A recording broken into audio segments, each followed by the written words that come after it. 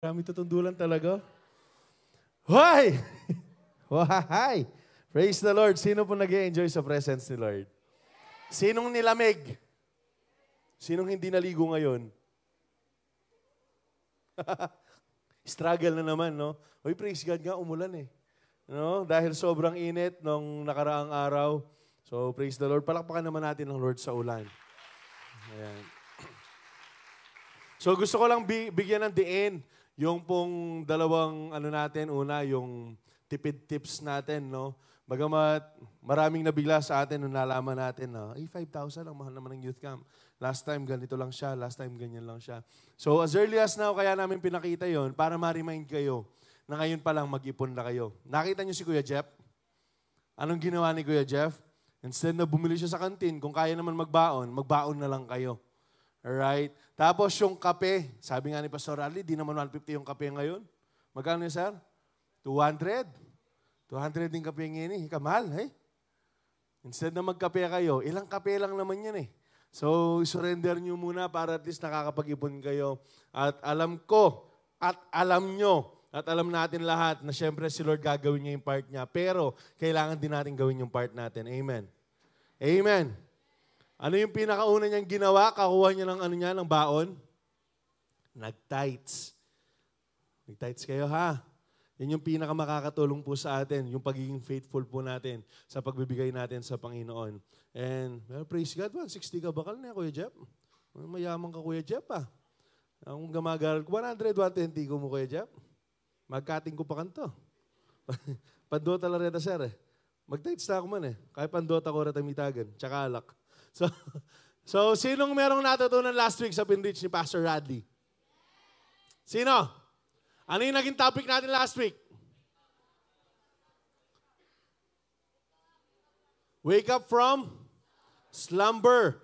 Wala nang magtutulog-tulugan. Ipapagamit na natin yung buhay natin para sa Panginoon. Amen. Ipapagamit na natin yung buhay natin para sa campus. Okay. Regarding naman sa campus sumpukan, nakadikit yan eh. Yung mga wala pa pong campus sumpukan, yung mga gustong mag-join pero meron ng existing pala,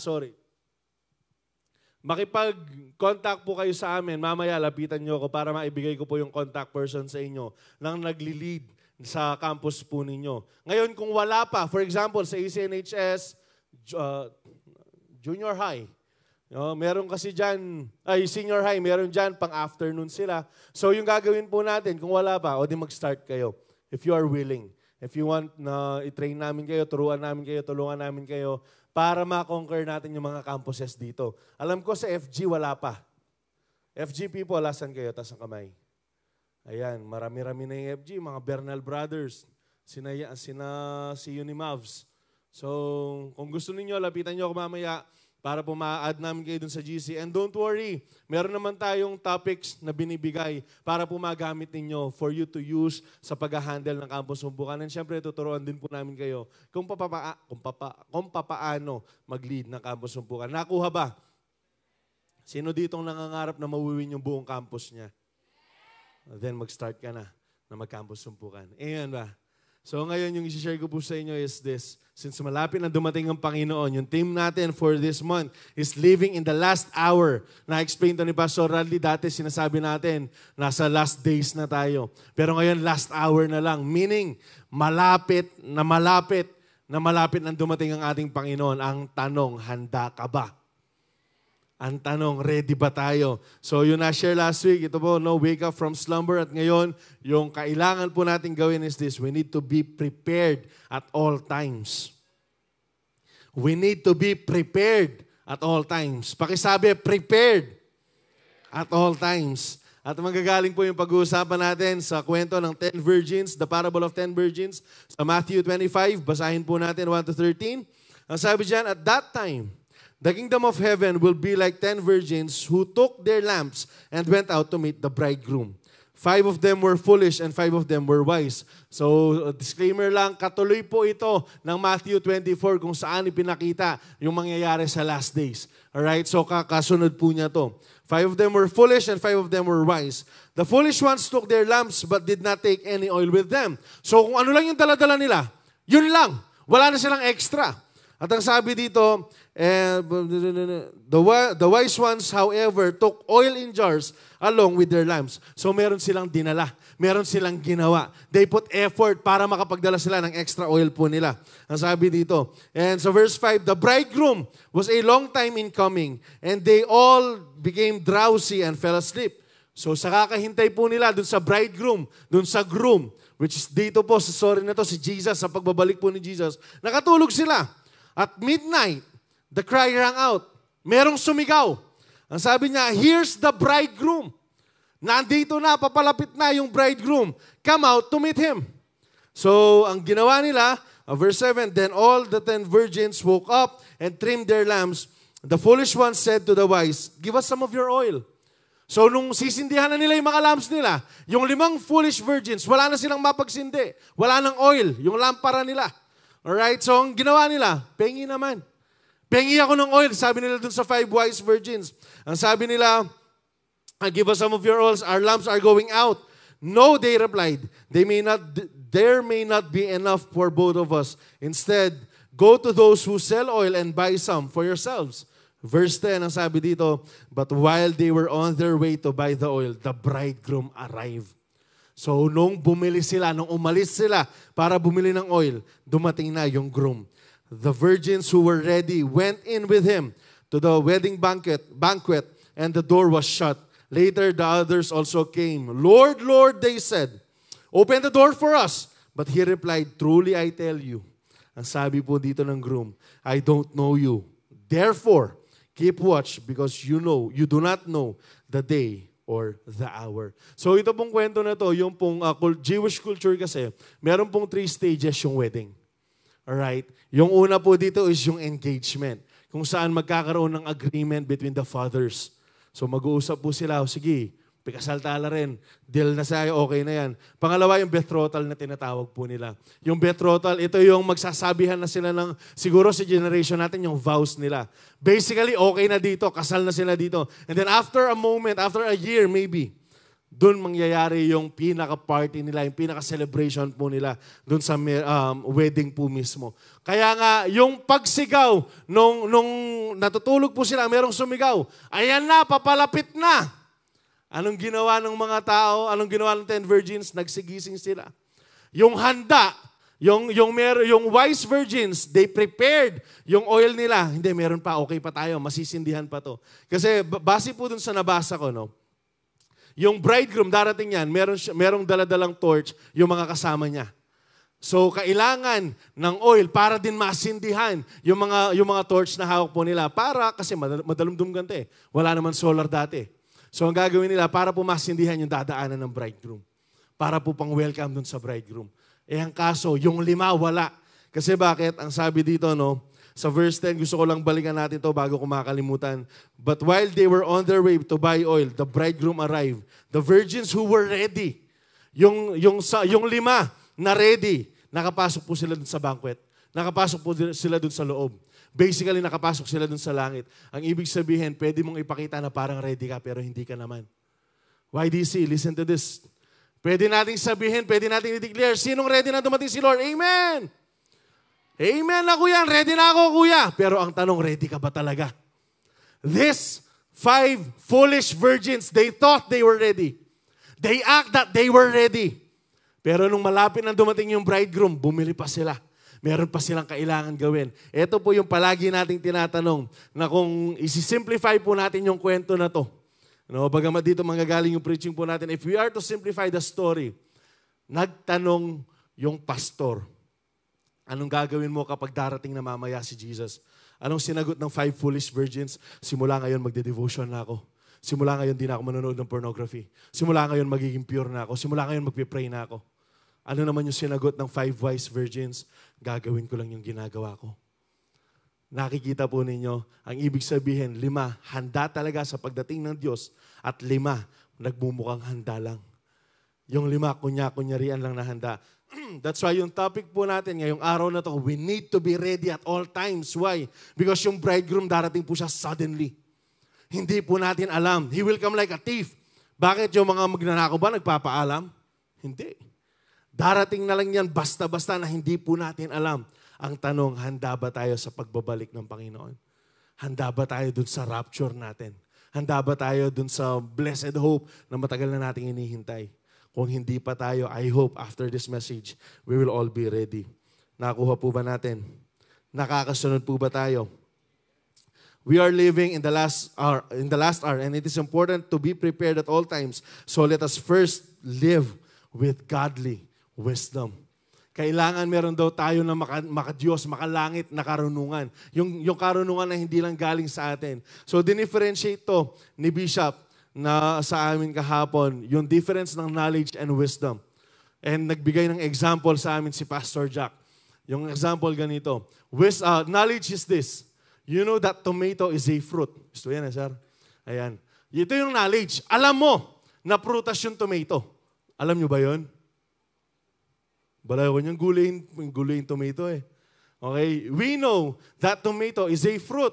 Yung wisdom naman is this. Yung wisdom, alam mong hindi siya pwedeng ilagay sa fruit salad. Nakuha? Kaslam na itatol? Ilagay mo yung... Nakukuha ba natin?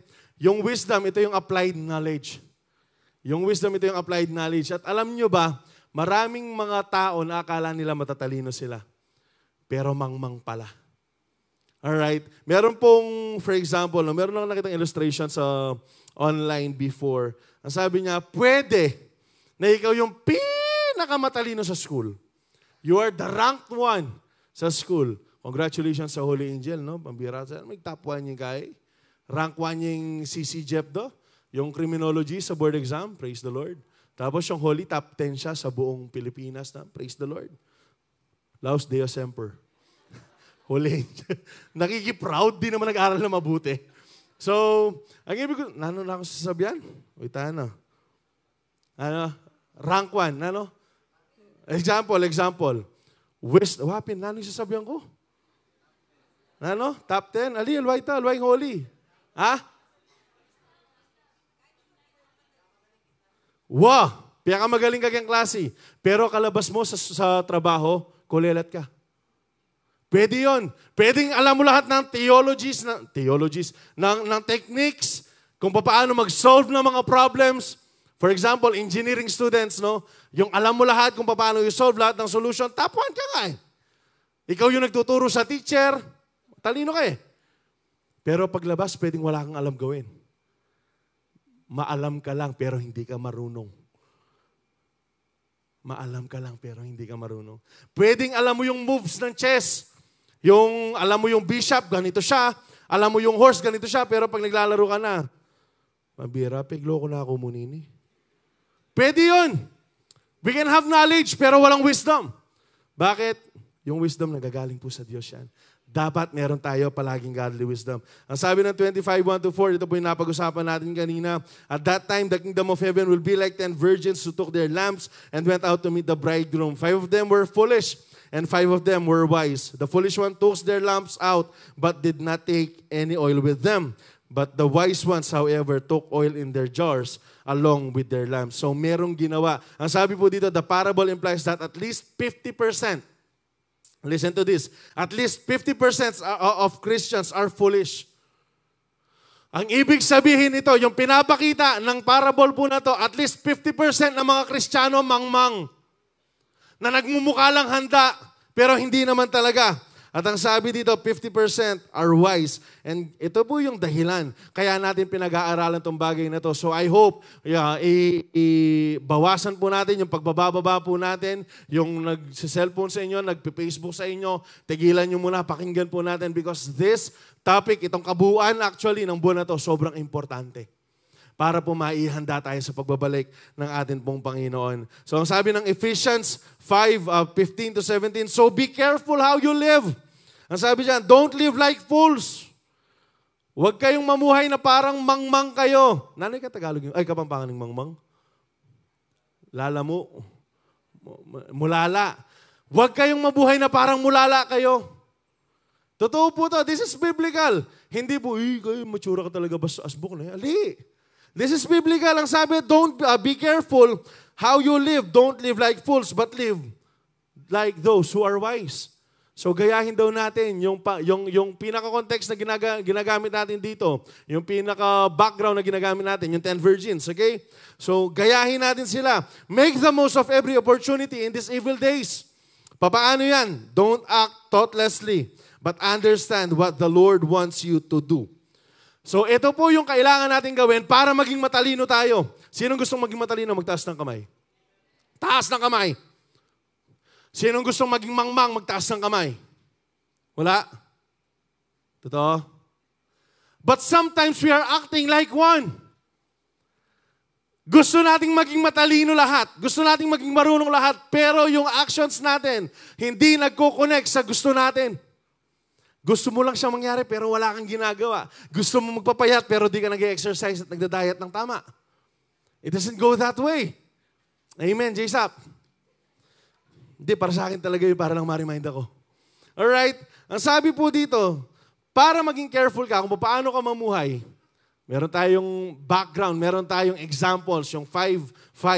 Okay? Ang sabi dyan, make the most of every opportunity in these evil days. Papaano yun? Wake up from slumber. Magpagamit tayo sa Diyos. Alam nyo ba, yung pinakabata na nag-handle ng campus sumpukan natin, elementary student. Hindi ko alam kung grade 5 or grade 6 yun. Alam nyo ba kung ilan yung hawak niya? 8 to 10. Grade 5? 8 to 10? Grade 5, gumamiyala kong Jolent Yandalan? Totoo man. Question is this. Tayo, anong ginagawa natin? Hindi naman seryoso sa ano yun. Ganun. At least nagpapagamit siya ngayon pa lang. Meron po tayo elementary, meron tayong high school, junior and senior high, meron tayong college, meron tayong mga nag-uumpukan sa mga company po nila. And praise God, pag-pray natin, sana matuloy. Meron po naghahantay na lang tayo ng confirmation para magkaroon tayo ng community umpukan naman. Sa may bandang Magalang. So, magkakaroon tayo ng ganyan. Ang tanong tayo na wala pa, anong ginagawa natin? Kuya Zap, sila kasi, busy sila eh. Sila kasi, hindi sila busy ako eh. Sinong hindi? Pare-pareho lang kayong estudyante. Pare-pareho lang kayong maraming subject.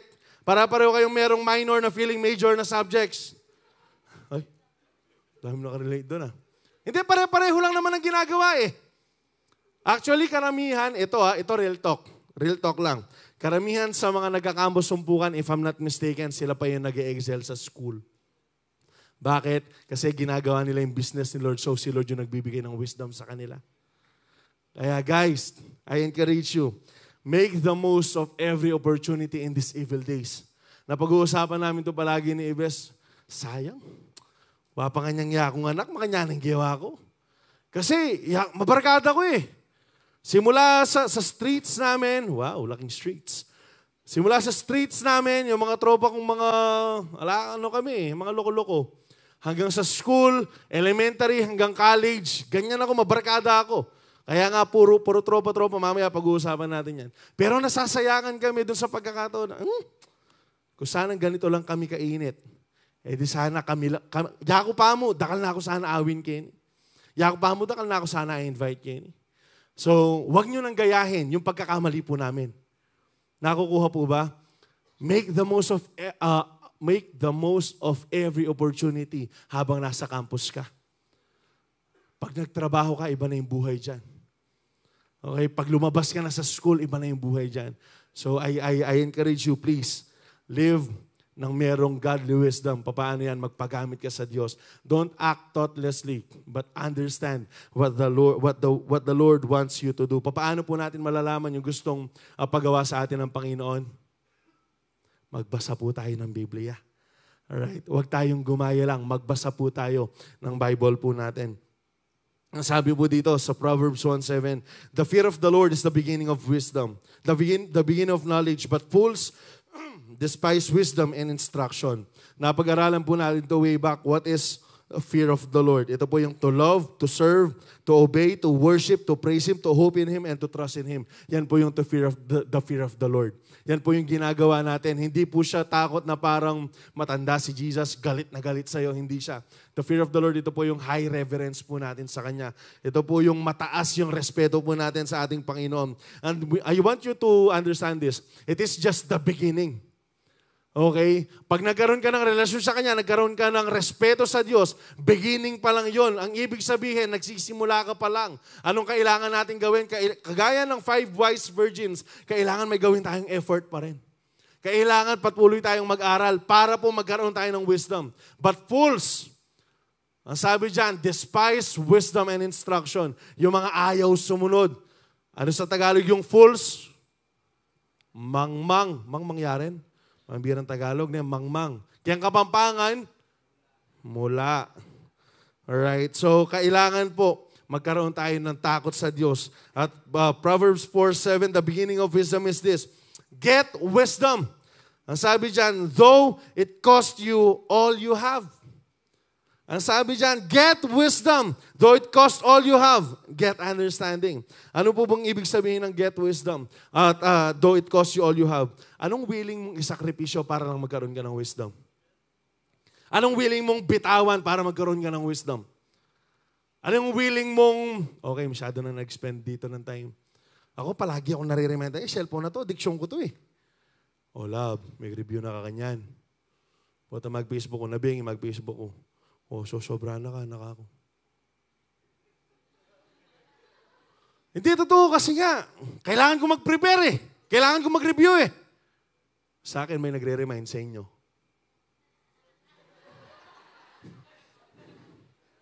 Wala. Praise the Lord. Get wisdom. Thank you. Get wisdom though it cost you all you have. Sino ba yung wisdom na tinutukoy ng Proverbs? It is Jesus. Though it cost you all you have. Ngayon, kung ito yung nagiging kaaway ni Jesus sa buhay mo, tanggalin mo to. Masakit yan. Kako masakit yan kasi. Hindi, kasi love, dito lang ako nakakapagpahinga eh. Ito lang yung pahinga ko eh. Tapos napapagod ka, sa ang dami mo nakikita, puro kalokohan pa. Wala naman akong masama. Sabi dito, James 1:5, if any of you lacks wisdom, you should ask God, who gives generously to all without finding fault, and it will be given to you. Kung nangangailangan ka ng karunungan, lumapit ka sa Diyos. Pumunta ka sa paanan ng Panginoon. Humingi ka sa Kanya, Lord, hindi ko alam yung gagawin ko. Lord, hindi ko alam kung ano yung course na titake ko. Lord, hindi ko alam kung anong strand yung titake ko. Lord, hindi ko alam kung saan ako mag-aaral. Lord, ano kaya ang work yung papasukan ko? Lord, ano kaya ang gagawin ko dito? Lord, sasagutin ko na ba to? Hindi pa. Lord, maliligaw na ba ako? Hindi pa. Lord, mag-a-attend ba ako or hindi pa? Lord, ano kaya susuot ko? We need to ask the Lord for wisdom. Kasi bakit? Mangmang tayo kung wala ang Diyos. Pakatandaan po natin, mangmang tayo kung wala ang Diyos. Kaya nga, hinalintulad po tayo sa sheep. Kaya nga, hinalintulad po tayo sa tupa. Kasi bakit? Yung tupa, kung wala yung shepherd niya, walang kwenta yung tupa. Mamamatay yung tupa, malulunod dyan sa tabo. For example, dito, dinala ng shepherd dyan, nandito lang yung green grass. Para kumain. Sige, iwan niya dyan. Tapos meron din dito. Pero kapag iniwanan ng shepherd yung tupa, mamamatay na lang din yan. Bakit? Hindi yan nahanap ng makakain niya. Defenseless din yung tupa. Kaya nga, pakatandaan po natin to, kailangan palagi tayong lumalapit sa shepherd po natin. Kaya tayo nakadepende po tayo sa shepherd po natin. Nakukuha ba? Nakukuha ba? Ask God for wisdom. Spend more time with Him in prayer. Ayan, maglagi po tayo sa pananalangin. We are living in the last hour and it's important to be prepared at all times. So let us choose godly companions. Ulitin ko, let us choose godly companions. Basahin ko lang to, ang ganda na nalagay dito. Companions are the people you spend more time with than others. Ito yung palagi ninyo nakakasama. Hindi, may CEO naman kayo. Okay yan, may CEO kayo. Pero meron pa rin kayong mga mas ka-close ninyo. Nakukuha, yun yung palagi ninyo nakakasama. The more time you spend with spiritual people, listen, The more time you spend with spiritual people, the more mature your character as a believer becomes. So kapag madalas mo nakakasama yung matured spiritually, yung maalam sa Lord, yung in love sa Lord palagi, sigurado magmamature ka rin. Ito po yung ibig sabihin yan. And the reason kaya natin pinag-aralan yung 5 foolish and 5 wise, kasi itong mga tao na to, nag-fellowship din sila. Yung 5 foolish virgins, sila yung nagsama-sama. Yung 5 wise virgins, sila din yung nagsama-sama. Kaya nga naging matalino silang lahat yung 5. Kaya nga naging mangmang din itong mga to Bakit? Kasi sila yung nagsama. Nakukuha po ba natin? Ang sabi dito, alam natin to. 1 Corinthians 15:33, do not be misled. Bad company corrupts good character. Do not be misled. Bad company corrupts good character. Wala naman ako. Hindi, kuya, wala naman talaga ako masamang intention. Gusto ko lang silang mawin. Gusto ko lang samahan yung mga barkada ko. Gusto ko lang silang maranasan nila yung pag-ibig ng Diyos. So, anong ginagawa mo? Sumasali ako sa online games na yan. Sumasali ako sa usaping kabastusan. Sumasama ako sa kalokohan nila. Alam nyo, pwede po natin silang mawin, pero hindi tayo pwedeng makipag-take part doon sa ginagawa po nila. Kasi bakit? Anong difference yung may papakita po natin sa kanila?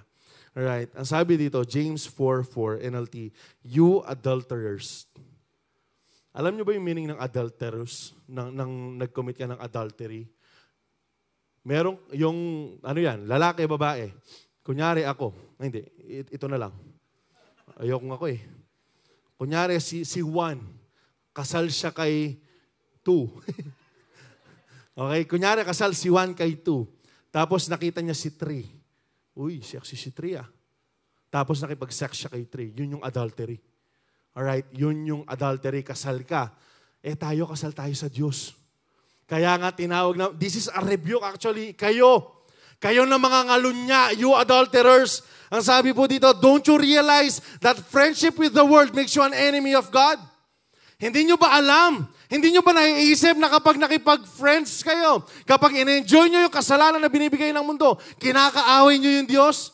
Gusto ko lang sabihin sa inyo to, ang Diyos po ang pinakamasarap kakampi, pero pinakamahirap na kaaway. You know why? Kasi no win tayo dyan. No chance tayo dyan kapag nilabanan po natin ang Panginoon. Ang sabi dito, I say it again, if you want to be friend of the world, you make yourself an enemy with God. Hindi pwedeng hawak mo yung kamay ng demonyo tapos makikipaglakad ka kasama ng Diyos, no? Hindi pwede. Kailangan isa lang yung piliin mo. And praise God, I know and I hope tayong lahat dito, pipiliin natin ang Diyos. Pipiliin natin maging kakampi po yung Diyos. Ngayon, para maging sure ka kung sino yung pinipili mo talaga, tignan mo kung sino yung mga nakakasama mo. Tignan mo kung sino nakapalibot sa'yo. Check mo. Hindi ko alam kung sino yung mga kasama mo, pero check mo lang. Sabi dito, the Bible commands us not to associate with individuals. Ang sabi dyan, who are not believers or unbelievers, but immoral. Bakit? Kasi pwede na, ang ano po niyan, yung NIV niyan, don't get unequally yoked with the unbelievers. Bakit? Binigay pong example sa amin to kahapon. Yung yoke kasi, yung ibig sabihin po niyan, hindi yung egg yolk. Yung yoke po na sinasabi dyan, yung 2 baka. For example, 2 baka. Kailangan, pareho po yung laki niyan, pareho yung taba niyan. Tapos meron po silang nakalagay dito na kahoy. Para kapag nag-aararo po sila or umiikot sila dun sa may gilingan, hindi po, balanse po sila, hindi sila mahirapan. Nagtutulong po sila. Kaya hindi pwede na malaki yung isa tapos maliit yung isa. Hindi pwede yung yoke doon. Ano pong ibig sabihin nito? Kaya dapat we should not be unequally yoked. We should not get unequally yoked with the unbelievers. Hindi dapat palagi nating nakakasama yung mga unbelievers na yan. Even yung mga immorals. Kailangan yung palagi nating nakakasama, yung kabalance lang natin. Kaya nga, sinabi din dito, and-explain din to, hindi lang to sa relationship Pero major na tinitira nito, relationship. Major na pinupunto po nito, relationship. Na kayo, listen to this, wag na wag kayo makikipag-relationship sa mga unbelievers. Bakit? Sooner or later, pag-aawayan nyo yung religion na meron ka. Pag-aawayan ninyo si Jesus. Simba ka ng simba. Nagsisiyo ka na, nagkakampus-sumpukan ka pa? Sino ka? Si Mary? Pag-aawayan ninyo yan. And personally, I've heard a lot of stories. Meron pang position sa church.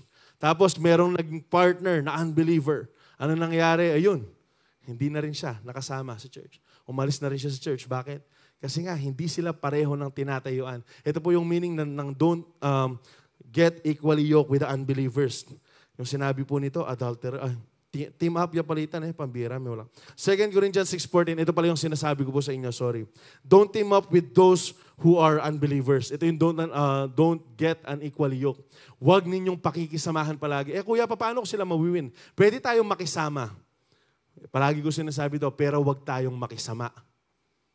Once in a while, pwede mo naman samahan yan For example, ako, yung mga nakakasama ko, palagi kong kinukwento sa inyo, after kong binigay yung buhay ko sa Panginoon, dahil alam ko na hindi sila makakatulong sa aking spiritual na pamumuhay. Pero syempre, meron akong pangarap na mawin tong mga to.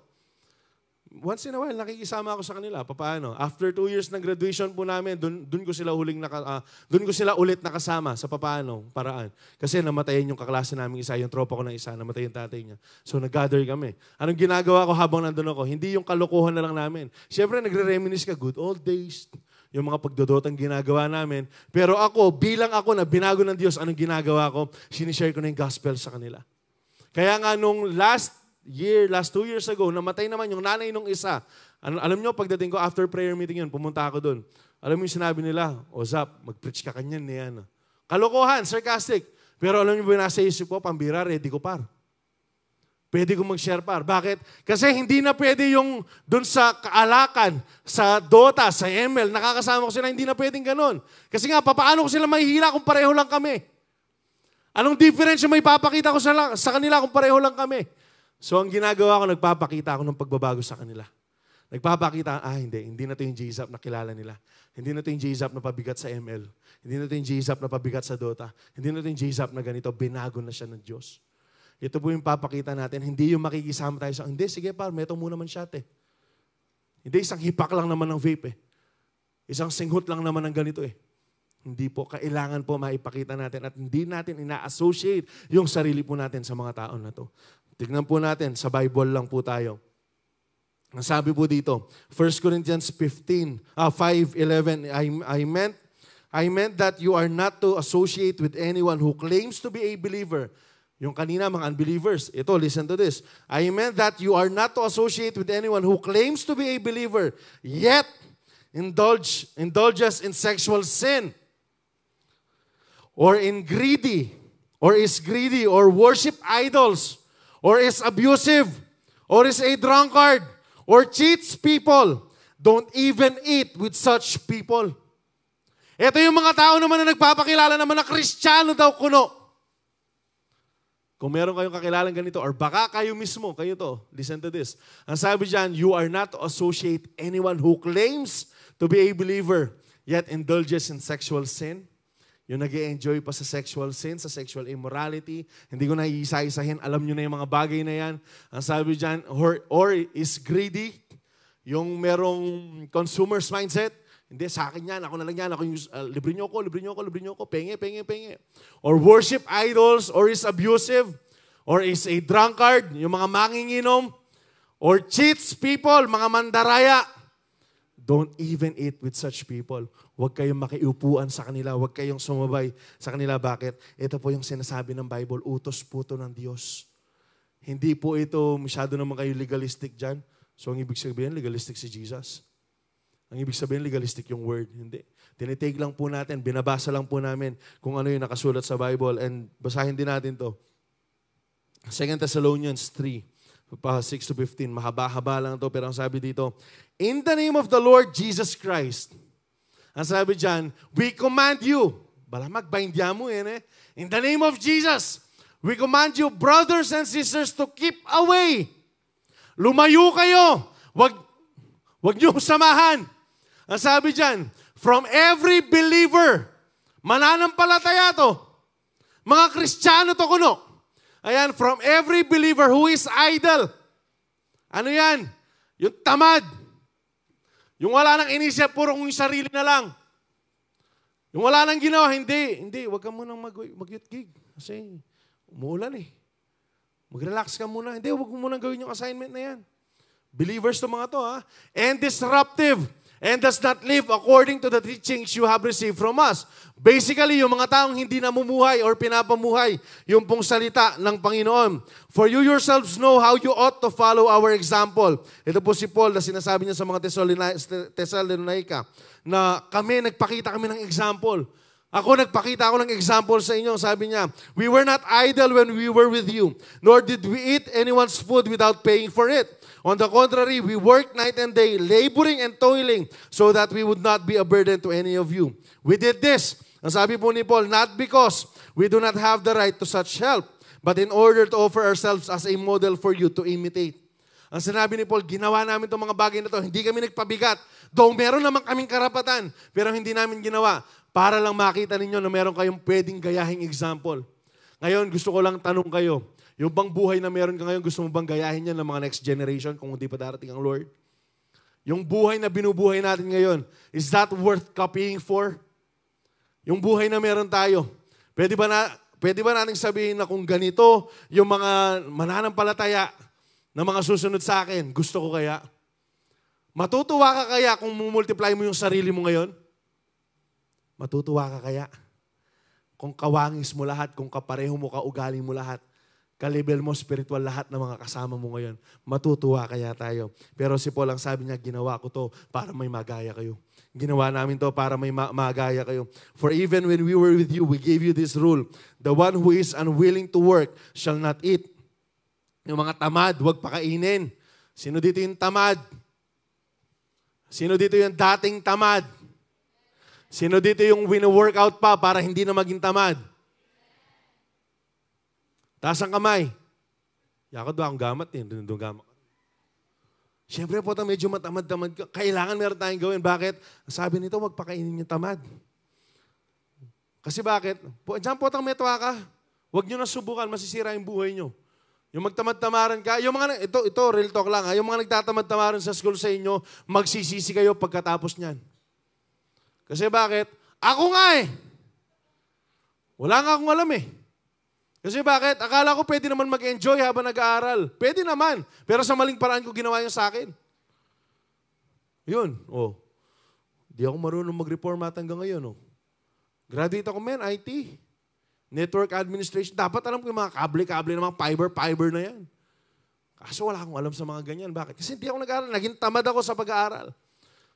Para kaya kayong murin yan. Students, listen to this. Para sa inyo din yan. Anyan akong kaswelo niya, may ngansilayla sa tinin, eh. Alang klase, uling mapali. Tapos kinagabihan. Nakong karakal friends. May post lang, Mayor. Mag-announce na ka, Mayor. Alam nyo, enjoy nyo yung pag-aaral nyo. Totoo man, huwag nyo kaming gayahin. Kasi nagkamali kami dyan.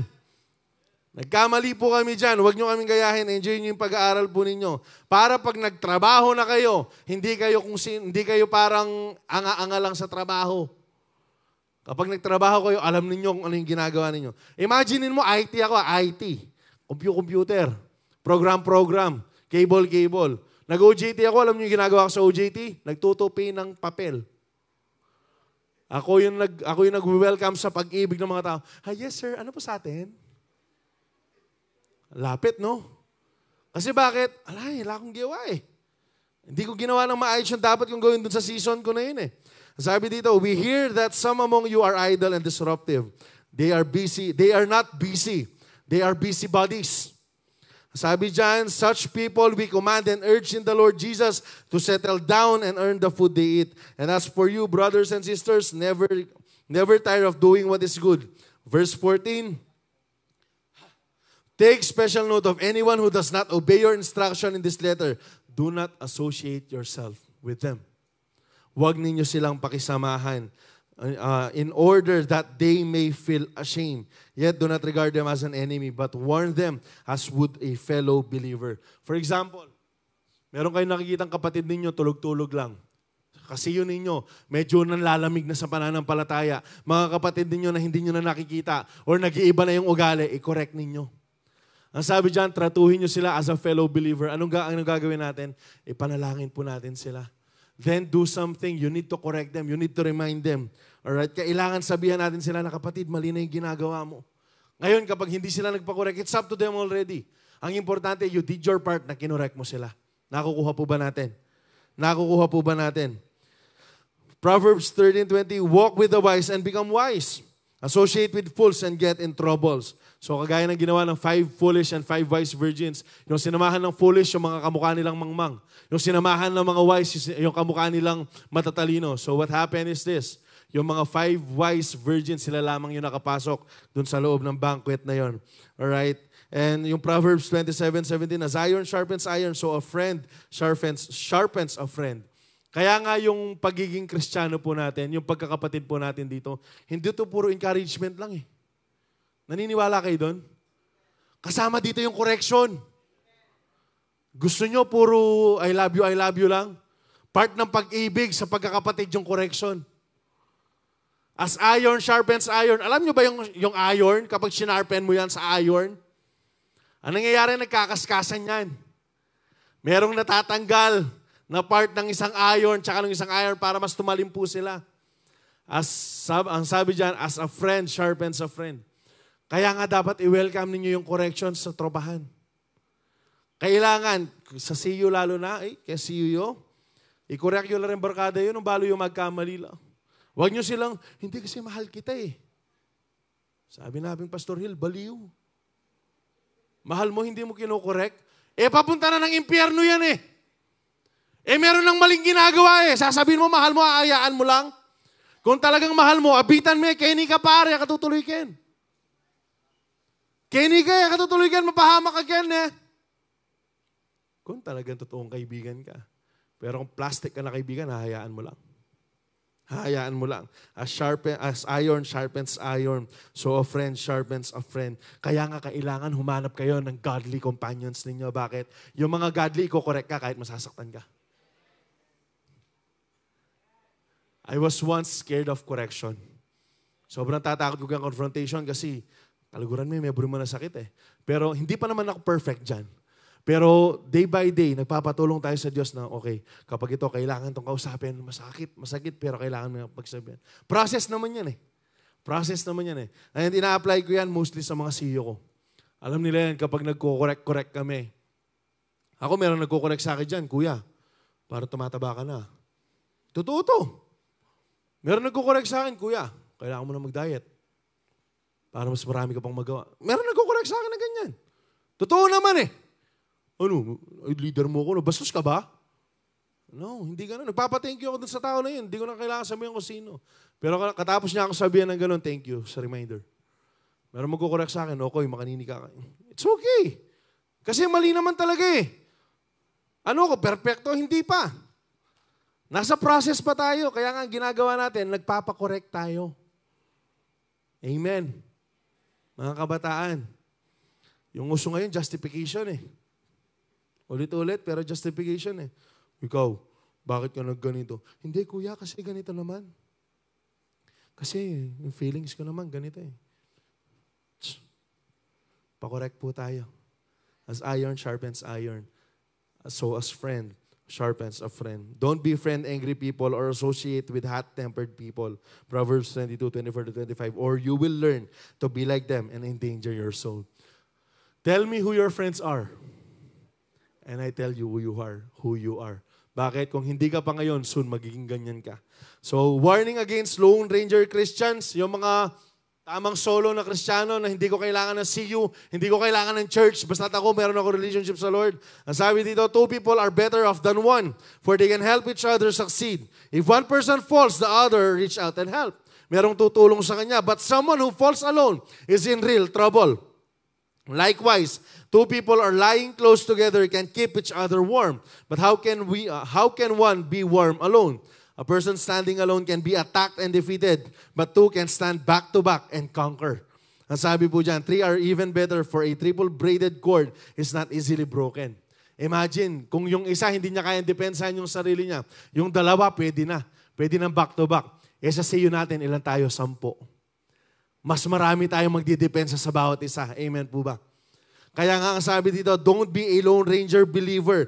There is a great blessing when we come together in unity. Kapag meron pong pagkakaisa. Psalm 133, ang ganda po nito, ang sabi nito, behold how good and pleasant it is when brethren or when brothers dwell in unity. It is like the precious oil on the head, running down on the beard of Aaron, running down on the collar of his robes. It is like a dew of Hermon, which falls on the mountain of Zion. For there the Lord bestows or commanded His blessings for this life and for this life and forevermore. Kapag merong pong pagkakaisa, kaya nga hindi pwede yung Lone Ranger ka, dapat may kasama ka. Kapag merong unity sa pagsasama na yan, for example dito, meron tayong pagkakaisa, siguradong merong pagpapala. Sigurado pong merong pagpapala. For there the Lord has commanded the blessing and life forevermore. Meron pong pagpapala yung pagkakaisa. At saka yung Hebrews 10:25, alam po natin ito, and let us not neglect our meeting together as some people do, but encourage one another, especially now the day of His return is drawing near. Sinong naniniwalang malapit na dumating ang Diyos? Kaya nga yung pinag-uusapan natin ngayon, last hour na lang eh. Hindi na last days, last hour na lang kasi sobrang lapit ng dumating ng Panginoon. And make sure mo na meron kang kasamang kapatid mong Kristiyano kapag dumating na yung Panginoon. Hindi kayong nag-i-enjoy ka sa kadiliman na ikaw lang mag-isa. Make sure mo na nag-i-enjoy ka sa CU. Kaya nga sabi po dito, always attend church services. Ayan. Mag-attend kayo ng church service ha. Meron dito, nabibless ako sa mga batang to. After ng YDCA, hintayin pa nila yung Sabat. Mag-a-attend pa silang Sabat. No, di ko naman kayo pinupush. Kung gusto nyo lang. Prayer meetings. YDC, mag-prayer meeting tayo. Meron dito, makilan nila nagpe-prayer meeting eh. Kung kayang lahat tayo mag-attend ng prayer meeting. Kung kayang maging present tayo ngayong darating na Miyerkules. Ang bira, para mas ma-enjoy natin yung prayer. Mag-enjoy. Magpaalam na kayo ngayon pa lang, Wednesday, 6 p.m. pumunta kayo dito. Pero magpaalam kayo sa mga magulang ninyo. And Calvary umpukan. Sino dito tumatakas pa sa CU? Sino dito yung tumatakas pa sa campus umpukan? Ayan. Mag-enjoy po tayo, mag-attend po tayo palagi. Merong ginagawa ang Panginoon sa mga bagay po na yun. We are living in the last of the last days and it is last hour. And it's important to be prepared at all times. So let us spend time with the Holy Spirit. Mag-spend po tayo ng maraming oras sa banal na Espiritu. Ang sabi dito, so the 5 wise virgins brought extra oil with them, and they waited for the bridegroom to come. In the Bible, sabi dito, oil was used for anointing. At kapag in-anoint ka, ang ibig sabihin, meron kang gagawin. Merong special purpose yung anointing na yan. And ang sabi dito, the Holy Spirit was upon them dahil nga yung Old Testament, sa Bible, kapag sinabing oil, ina-associate po yan yung sa Holy Spirit po. The Holy Spirit was upon them for their empowerment. And like the wise virgins, we can have oil or anointing dito po sa buhay natin dito para po ma-empower tayong mamuhay ng merong kabanalan sa last days. Ang sabi po dito, sa John 14:26, but the advocate, the Holy Spirit, whom the Father will send you in my name, will teach you all things and will remind you of everything I have said to you. Alam nyo, last Wednesday, kaya nga mag-attend kayo ng prayer meeting, ang daming mga magagandang testimonies na ginagawa ng Panginoon dyan. Last Wednesday, meron nag-testify dito na kapatid po natin. Alam niyo yung testimony niya ganito. Noon niyo mita 7-Eleven? Pumunta siya sa 7-Eleven, nakaupo siya doon. Nangusap yung banal na spirito sa kanya, kausapin mo yung tao na yan. Sharean mo yung babae na yan. Meron siya nakitang babae, shineran niya, pinag-pray niya, pinatanggap niya, sinabi niya si Jesus yung salvation. Tumanggap naman to, nag-agree sa prayer. Tong babae na to, nakausap niya, umiiyak. Then kinuha niya yung number para ma-invite niya dito sa church. So basically, sumunod siya sa Holy Spirit. Ngayon, comes Monday, kukontakin niyo yung number na binigay ng babae. Sabi niya, hello, ito po ba yung ganyan? Invite you sa Calvary, ganyan-ganyan. Para praise ko na lang. Para kung gusto niyo marinig yung totoong yung buong testimony, panoorin niyo sa Light Shines TV. Merong iba sumagot. Ang sabi niya, namatay na po yung mama ko. Namatay na po yung mama ko, naipit daw siya sa 2 truck, something like that. So anong ibig ko sabihin dito? Yung Holy Spirit po nangungusap siya sa atin. Ang problema, nakikinig po ba tayo? What if yung tao na to hindi nakinig sa Holy Spirit? Hindi, nahiya kasi ako eh. Paano ko si-share niya? Nahiya po ako. Baka ma-reject ako. Isang kaluluwa yung naligtas dahil dun sa tao na yun na sumunod sa banal na Espiritu. Kaso paano tayo i-remind din ng Holy Spirit kung hindi tayo nakikinig sa Kanya? Kung hindi tayo nag-i-spend po sa Kanya. Basahin lang natin ito na mabilis. Ang sabi dito sa John 16:13, "But when He, the Spirit of truth comes, He will guide you into all truths. He will not speak of His own. He will speak only what He hears. And He will tell you what is yet to come." He will guide you into all the truths. Ano po yung truth? Salita ng Panginoon. Sino yung salita ng Panginoon? Si Jesus. Kaya nga hindi pwede na feeling mo lang. Feeling ko kasi, kuya, ganito eh. Asan sa Bible yan? We should not live by what we feel. We should live by faith. Dito po sa Biblia ang binigay po sa atin. Ang sabi dyan, He will guide you in all the truth. Kaya yung feeling mo, kung against siya sa salita ng Panginoon, surrender mo yung feeling na yan. Hindi yan galing sa Diyos. And He will let you know kung ano pa yung mangyayari sa mga darating na bukas. James 4:8. "Come close to God, and God will come close to you. Wash your hands, you sinners. Purify your hearts. And for your loyalty is divided between God and the world." Lumapit ka sa Diyos at siya'y lalapit sa iyo. Actually, invitation din to eh. Para sa atin, na lumapit po tayo sa Panginoon, mag-spend po tayo ng oras sa Kanya. And alam nyo ba, hindi porket magkatabi kayo. Hindi, kuya, kilala ko naman yung Holy Spirit eh. Meron na kayong maayos na relationship. Listen to this. Hindi porket magkasama kayo, meron na kayong maayos na relationship. For example, yes, yung Holy Spirit, kasama natin lahat yan eh. Nasa sa atin yan. We are the temple of the Holy Spirit. Pero hindi big sabihin maayos yung relasyon ninyo. For example, si Kuya Clayton, at saka si Kuya Jello ninyo, tayo nga kayo. Sige, tayo lang kayo. Pogi. Sige, dito ka. Kunyari itong dalawang to. Kuya Jello. Kunyari itong dalawang to. Kahit pa 10 years silang magsama ng ganyan, pero kung hindi sila nag-uusap, hindi sila magiging close. Tama, mali? Nag-uusap naman kayo. Nagpatawad na kayo sa isa't isa.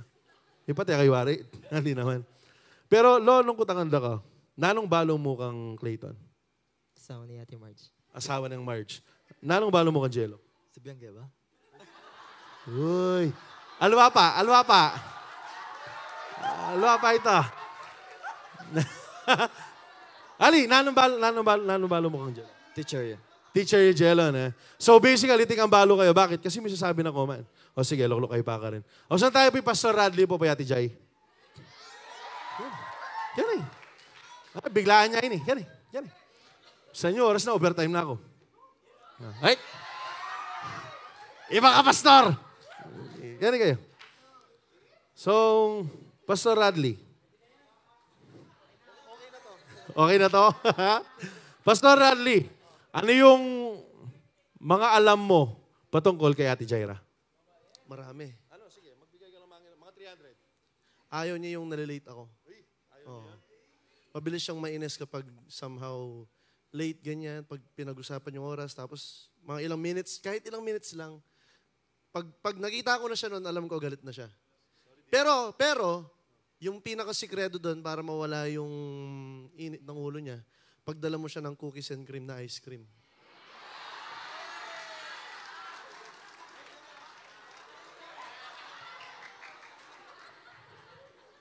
Ikaw, dear. Dear, anong sabi mo or anong alam mo? Kasi hindi natin alam na gusto ni Ate Jai ng cookies and cream.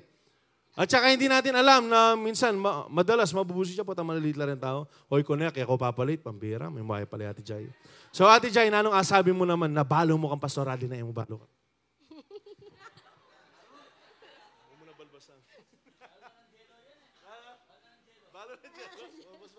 Bala ng Angelo. Nano ba? Marakol. Mumuna. Mabilis. Alay siguro yung libro. Sobra, bahal niya na yung kanta? Siguro yung balbas na. Sabi ang kaya maglako yung balbas pero aliya bisa. Tapos sabi na kapag alaya ka ng balbas, lupay ka ng bakla. Ako ba sure nung ito pang bagay na balo na, expose na ako rin marakal tao. Thank you, guys. And tingnan natin to. Listen to this. It just proves this point. Dahil si Kuya Jello tsaka si Kuya Clayton, hindi naman sila araw-araw nag-uusap. Yung alam lang ni Clayton kay Jello, teacher yun. Bagamat meron pa siyang mas malalim na alam. Pero tsaka na lang. At alam ni Kuya Jello kay Kuya Clayton, ano? Asawa ni Marge. Pero nung itong tao na to, dahil araw-araw nag-uusap sila, mag-fiancé eh. Ne? Anong sinabi niya? Malalim yung pingagad eh. Ayaw niya nalilita ko. Pag nalilita ko, kahit ilang minuto lang, nagagalit na yan. Pero pag dadala ko yan ng cookies and cream, ano namang sinabi ni Jai? Oh, balbas niyan. Kaso siya, ayaw niyang tanggalin yung balbas niya. Bakit? Mukha siyang bakla. Pero nakikita ninyo, mas malalim yung pinag-uusapan. Mas kilala nila yung bawat isa. Why? Because they spend more time with each other. Ganito din po tayo sa banal na spirito. Kaya nga it is a command for us, go closer to God and He will go closer to you. Go close to Him. Lumapit ka sa akin at lalapit ako sa iyo, ang sinasabi po ng Panginoon. Ang sabi dito, the level of intimacy with the Holy Spirit is determined by the amount of time spent with Him. Kaya nga kung makikita natin sa dalawang illustration na ginamit po natin, mas kakilala ng dalawa yung bawat isa. Ang tanong, gaano mo kakilala yung banal na spirito?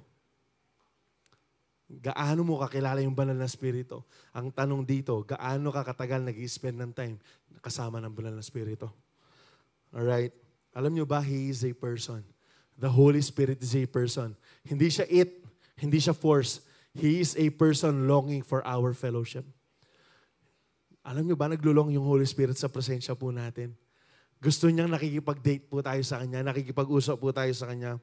Sabi dito, for the Lord is the Spirit, and wherever the Spirit of the Lord is, there is freedom. So all of us who have had that veil removed can see and reflect the glory of the Lord. And the Lord who is the Spirit makes us more and more like Him. Makes us more and more like Jesus as we change into His glorious image. Kaya nga, pansinin natin to. Kahit pa, for example, sobrang bigat na nadarama mo, meron kang anxieties, meron kang problema, meron kang depression, panic attacks and all, kapag lumapit ka sa paanan ni Jesus, nagbabago. Kumakalma ka. Tapos sine-enjoy mo na yung presensya ng Panginoon. Ito yung mga pagkakataon na biglang iiyak ka na lang sa Diyos. Yung prayer mo, iyak lang sila. But sometimes, yun yung pinaka-genuine na prayer na pwede mong i-utter. Kasi bakit? Nagpapakatotoo ka sa presensya ng Panginoon. At ang sinabi po ng binasa po natin, kapag lagi ka nagdodwell sa presence ng Lord, ayan, He makes us more and more like Him. Sino? Si Jesus. Mas nakakawangis po natin si Jesus. Kaya nga, actually ito, palaging, parang mindset to ng mga Pilipino, kapag mag-asawa kayo, nagiging magkamukha na kayo.